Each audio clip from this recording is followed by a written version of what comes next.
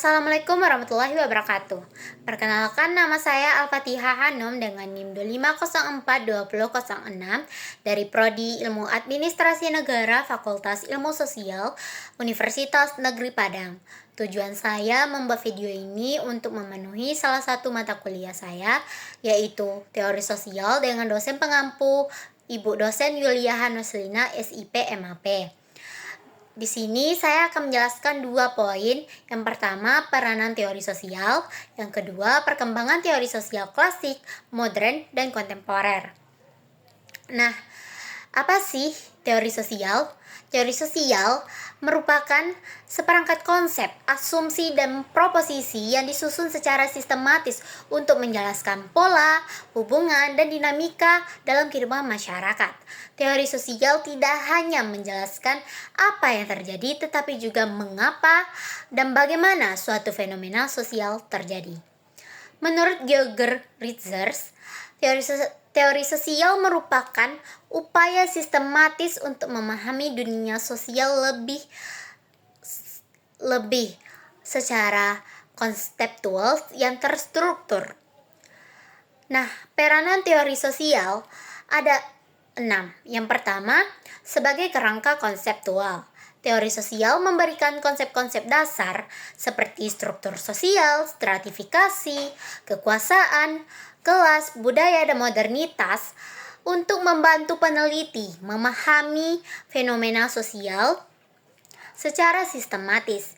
Kedua, menjelaskan realitas sosial.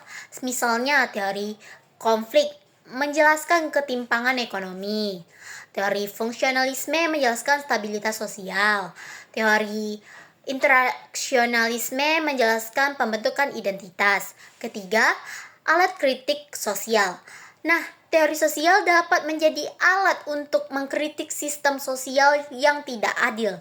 Contohnya teori konflik dari Karl Marx yang mengkritik kapitalisme. Karl Marx berpendapat bahwa sejarah manusia adalah sejarah perjuangan kelas atau class struggle.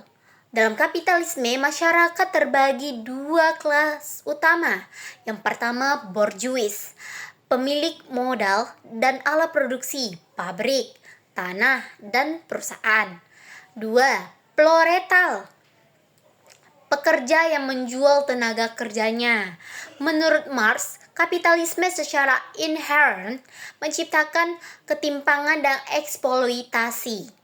4 dasar perumusan kebijakan publik. Teori sosial membantu pemerintah untuk memahami masalah sosial seperti kemiskinan, pengangguran, dan konflik horizontal sehingga kebijakan lebih tepat sasaran. 5. Memprediksi perubahan sosial. Teori modernisasi dan globalisasi membantu memahami dampak dari perkembangan teknologi terhadap masyarakat. Keenam, kesadaran kritis, yaitu manusia lebih memahami dan berpikir reflektif dan tidak menerima realitas secara mentah. Nah, adapun fungsi teori sosial dalam penelitian. Yang pertama, membatasi ruang lingkup penelitian. Kedua, membantu perumusan hipotesis. Ketiga, menjadi dasar analisis data. Keempat, membantu generalisasi temuan. Nah, selanjutnya kita akan masuk poin kedua, yang mana perkembangan teori sosial klasik, modern, dan kontemporer. Yang pertama, teori klasik. Awal abad ke-19 sampai awal abad ke-20. Lahirnya akibat revolusi industri, urbanisasi, dan kapitalisme di Eropa.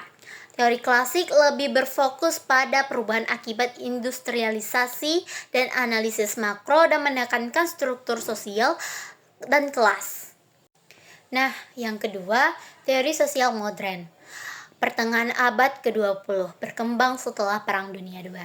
Nah, teori sosial modern ini lebih empiris dan metodologis, menggabungkan makro dan mikro, dan berorientasi pada stabilitas dan integritas. Ketiga, teori sosial kontemporer. abad ke-20 sampai sekarang, muncul karena globalisasi dan digitalisasi. Nah, teori sosial kontemporer ini lebih disiplin dan kontrol sosial modern, dan pengetahuan dan kekuasaan saling terkait, dan kritiknya lebih efisien dan efektif, dan kebenaran bersifat relatif, dan rasionalitas komunikatif. Nah, jadi hanya itu yang dapat saya sampaikan. Semoga bermanfaat bagi saya sendiri dan bagi teman-teman semua. Nah, saya mendapatkan semua materinya dari sini. Nah, saya tutupi. Assalamualaikum warahmatullahi wabarakatuh. Bye.